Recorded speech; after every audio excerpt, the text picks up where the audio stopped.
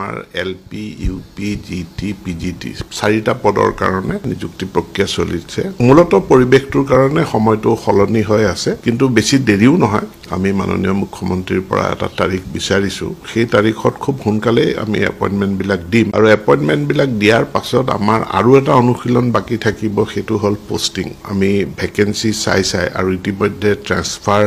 ৰেশনালাইজেশন ইত্যাদিৰ কাৰণে vacancy position বিলাকো সলনি হৈছে গতিকে এতিয়া নতুনকৈ নিযুক্তি পাবলগীয়া শিক্ষকসকল তেওঁলোকৰ জিলাখন চূড়ান্ত হৈ যোৱাৰ পাছত সেই জিলাখনৰ কোনখন বিদ্যালয়ত তেখেতক পোষ্টিং দিয়া হ'ব এইখিনিৰ কাৰণে আমাক কিছু সময় লাগে আৰু দেখা গৈছিল যে জিটিত পোৱা আৰু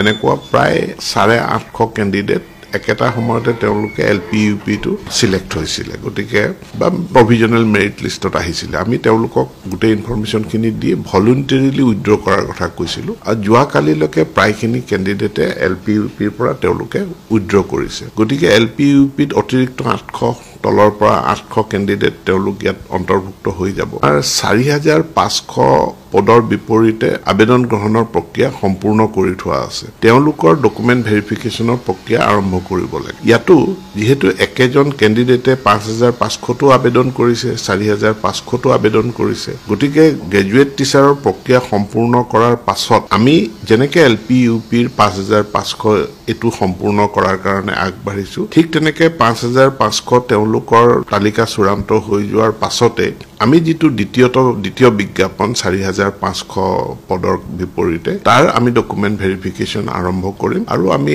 খুব সোনকালে সেইখিনি আমি সম্পূৰ্ণ কৰাৰ কাৰণে চেষ্টা